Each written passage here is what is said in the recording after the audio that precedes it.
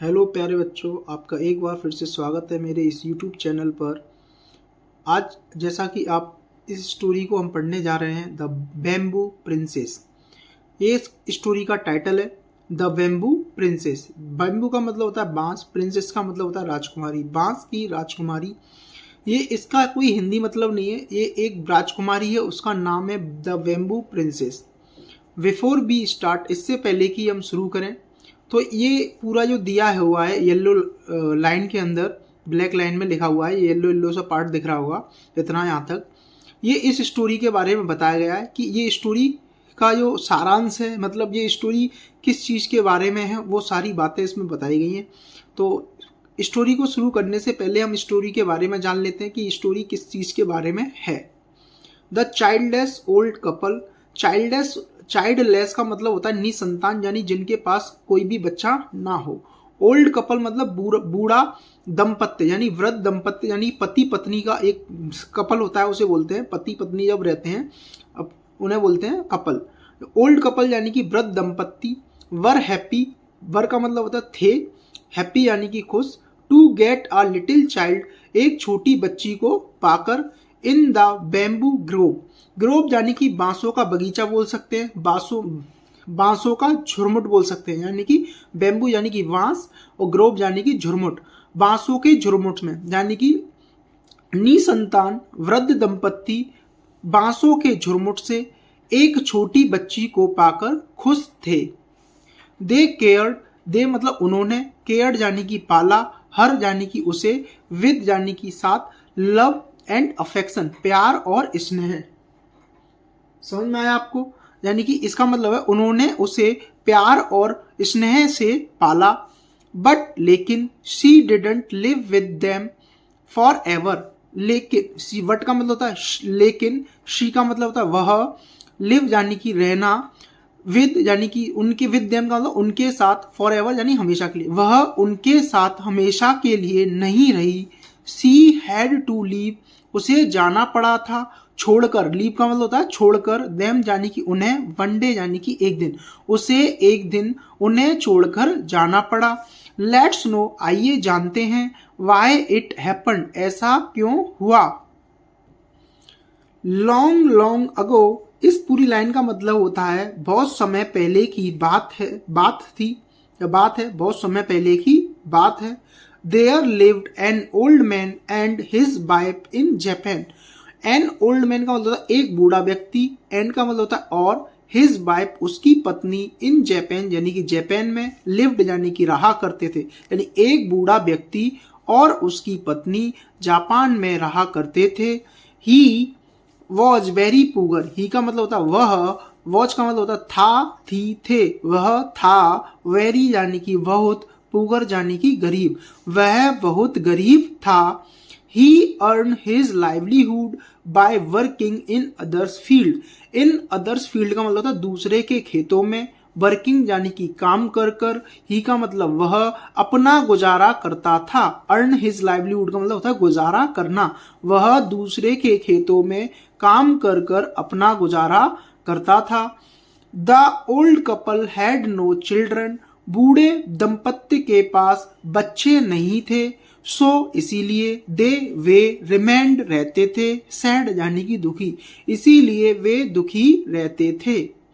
One day एक दिन, the old man बूढ़ा व्यक्ति, वेंट यानी कि गया, टू द फॉरेस्ट जंगल को, टू कट वुड लकड़ी काटने के लिए, यानी कि एक दिन बूढ़ा व्यक्ति लकड़ी काटने के लिए जंगल में गया।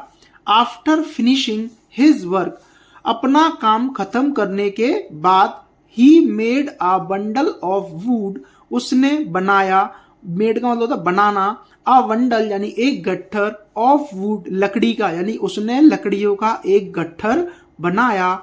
एंड और, फुट इट उसे रखा, ऑन हिज हेड अपने सिर पर, और उसे अपने सिर पर रख लिया। देन फिर, ही लेफ्ट फॉर हिज हाउस, वह अपने घर की ओर चल पड़ा या निकल दिया घर के लिए। ऑन द वे रास्ते में, there was a bamboo grove, यानी कि रास्ते में, ऑन द वे का मतलब होता है रास्ते में, एक बांसों का झुरमुट था।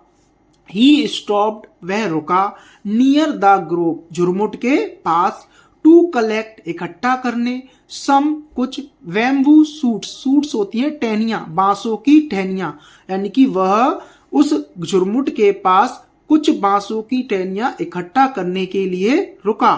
Bamboo suits make good vegetable, यानी कि बांसों की टहनियों की अच्छी सब्जी बनती है।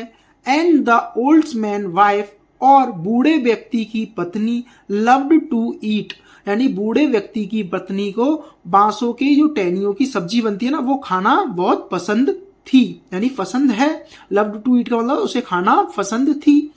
When the old man was collecting suits, जब बूढ़ा व्यक्ति, वॉच का मतलब था, कलेक्टिंग मतलब इकट्ठा करना, सूट्स, जब बूढ़ा व्यक्ति टहनियों को इकट्ठा कर रहा था, ही हर्ड, उसने सुनी, अ फेंट क्राई, एक धीमी सी रोने की आवाज बोल सकते हैं या चीख बोल सकते हैं, उसने एक धीमे रोने की आवाज सुनी।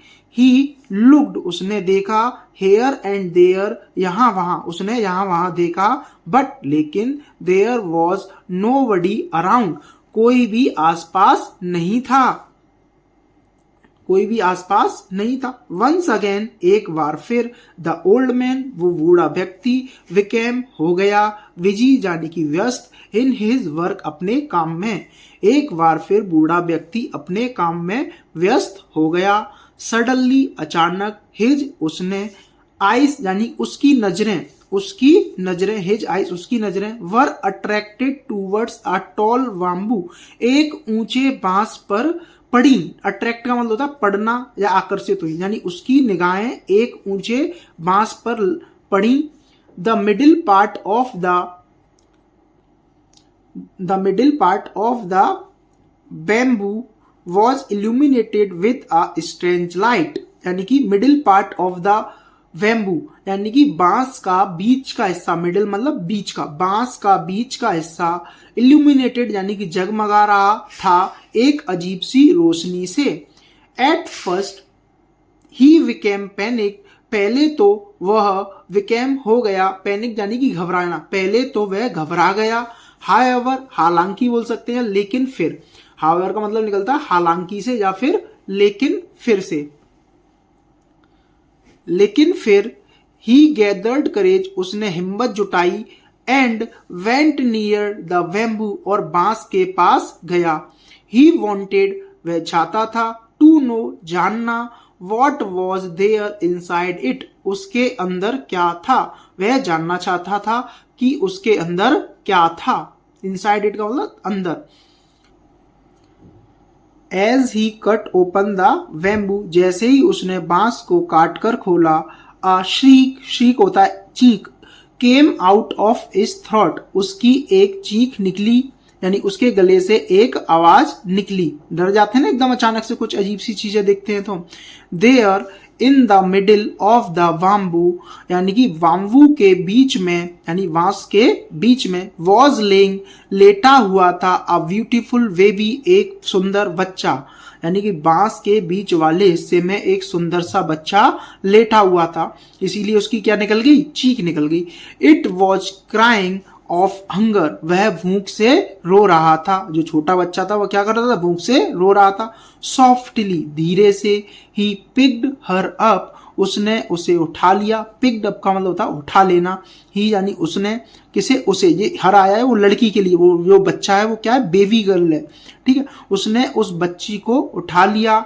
And brought her back home, और उसे, ब्रॉट मतलब ले जाना, बैक होम यानी वापस घर, हर यानी उसे, वह उसे घर वापस ले गया।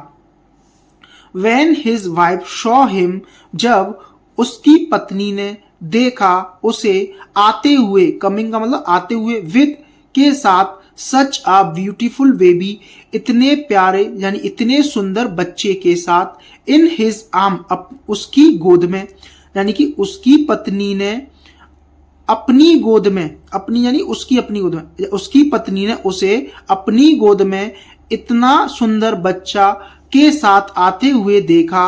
शी वॉज सरप्राइज, वह आश्चर्यचकित हो गई यानी कि हैरान हो गई। She took the baby in her arms, उसने बच्चे को अपने गोद में ले लिया। किसने? उसकी पत्नी ने। And gave it some milk to drink, और उसे कुछ दूध पिलाया। The baby drank the milk, बच्चे ने दूध पिया। एंड सून फेल asleep, और जल्द ही सो गया। अब बच्ची ने दूध पी लिया और वो क्या हो गया? सो गया। अब आगे पढ़ते हैं। Whose baby is this? The wife asked the old man. जो बूढ़े व्यक्ति की पत्नी है वो उससे पूछती है ये किसका बच्चा है? Whose baby मतलब किसका बच्चा है? I don't know. The old man replied. अब वो बूढ़ा व्यक्ति replied यानी उत्तर देता है मैं नहीं जानता हूँ। I heard a cry. मैंने रोने की आवाज सुनी। When I was collecting bamboo shoots, जब मैं बांस की टहनियां इकट्ठी कर रहा था। And और when I searched, जब मैंने खोजा, पाया यानी सर्च यानी इधर उधर देखा। When I searched, जब मैंने उधर इधर देखा। I found, मैंने पाया। The baby laying in the middle of a tall bamboo, मैंने पाया ये जो बच्ची है लेंग लेटी हुई थी। ऑफ ए टॉल बाम्बू यानी कि एक ऊंचे बांस के बीच में, यानी कि मैंने पाया ये बच्चा एक ऊंचे बांस के बीच में लेटा हुआ था। अब आगे पढ़ते हैं। गॉड हैज सेंट अस, भगवान ने हमें दिया है। दिस बेबी, इस बच्ची को। एज अ गिफ्ट, एक उपहार के रूप में। We will make it our child, हम इसे बनाएंगे अपना बच्चा। बिल यानी कि बनाएंगे, मेक यानी कि अपना। We will make it our child, इसे अपना बच्चा बनाएंगे। The old women was very happy, जो बूढ़ी महिला थी बहुत खुश थी, यानी बूढ़ी महिला बहुत खुश थी। Since they had found the baby in the bamboo Grove, चूंकि उन्हें ये बच्ची बांस के झुरमुट से मिली थी। दे नेम्ड इट, उन्होंने उसको नाम दिया द बैम्बू प्रिंसेस। क्या नाम दिया? द बैम्बू प्रिंसेस, यानी कि ये बच्चा उन्हें बांसों के झुरमुट से मिला था, इसीलिए उन्होंने इस बच्चे को किसका नाम दिया? The bamboo princess. They looked after the baby as their own child, they looked after का मतलब होता है देखभाल करना, वे देखभाल करते थे। द बेबी, उस बच्ची की। एज देयर ओन चाइल्ड, जैसे मानो उनका खुद का बच्चा हो। With the passage of time, कुछ समय के बाद। द बेबी ग्रू अप, यानी कि बच्ची बड़ी हो गई। And became the most beautiful maiden of the town, became यानी कि हो गई, मोस्ट ब्यूटीफुल सबसे सुंदर, मेडन ऑफ द टाउन पूरे शहर में यानी पूरे कस्बे में सबसे सुंदर लड़की थी वो। सी वॉज सो ब्यूटीफुल, वह इतनी सुंदर थी। दैट की the people of the whole town loved her, वह इतनी सुंदर थी कि पूरे गांव के लोग, होल टाउन मतलब पूरे गांव, पूरे कस्बे के लोग लव्ड हर, उसे प्यार करते थे। Many young man of the town, कस्बे के कई जवान आदमी, कस्बे के कई जवान आदमी। टू मैरी हर, उससे शादी करना चाहते थे। Wanted to marry her, wanted मतलब चाहना, क्या चाहते थे? मैरी यानी कि शादी, हर यानी कि उससे शादी करना चाहते थे। They came to the old couple with their proposal, वे बूढ़े जो पति पत्नी थे उनके पास आते थे अपना प्रपोजल यानी कि प्रस्ताव लेकर। बट दे सेड, लेकिन वे कहते थे दैट कि she should make her own choice, उसकी खुद की मर्जी होगी। लेकिन वो बूढ़े माँ बाप थे, वो क्या कहते थे? हमारी बच्ची की खुद की मर्जी होगी। However, फिर भी या हालांकि द प्रिंसेस डिक्लाइंड, लड़की क्या कर देती थी? मना कर देती थी। डिक्लाइन माने मना कर देना। ऑल प्रपोजल्स ऑफ मैरिज, शादी के सभी प्रस्तावों को, यानी शादी के सभी प्रस्तावों को लड़की क्या कर देती? ठुकरा देती थी। शी बिकेम वेरी सैड, वह बहुत दुखी हो गई थी, and was crying every day, और रोज रोया करती थी। The old parents could not understand the reason of her sorrow, जो बूढ़े माँ बाप थे वह समझ नहीं सके उसके दुख का कारण। द ओल्ड पेरेंट्स का मतलब बूढ़े माँ बाप, कुड नॉट समझ नहीं सकना, अंडरस्टैंड मतलब समझना नहीं सकना, यानी समझ नहीं सकना, द रीजन यानी कि कारण, ऑफ हर सोरो यानी कि उसके दुख का, यानी कि बूढ़े माँ बाप उसके दुख का कारण नहीं जान सके। They asked her many times, उन्होंने उससे कई बार पूछा, बट शी नेवर आंसर्ड, उसने कभी उत्तर नहीं दिया। एट लास्ट, अंत में, ऑन ए फुल मून, पूर्ण चंद्रमा की रात यानी फुल मून नाइट, पूरे चंद्रमा की रात पर, शी कॉल्ड हर पेरेंट्स, उसने अपने माँ बाप को बुलाया। The time of my departure, और उसने क्या कहा, यह मेरे जाने का समय आ गया है, हैज कम यानी आ गया है। The time of my departure has come, मेरे जाने का समय आ गया है। उस लड़की ने क्या कहा, मेरे जाने का समय आ गया है। शी सेड टू देम, उसने उनसे कहा, उनसे मतलब अपने मम्मी पापा से कहा, जो बूढ़े माँ बाप थे ना उनसे, I am the child of the moon, I यानी कि मैं, एम मतलब हूं, द चाइल्ड बच्ची, ऑफ द मून यानी कि चंद्रमा की, मैं चंद्रमा की बेटी हूं। एंड नाउ, और अब, I have to go back there, मुझे वापस जाना होगा।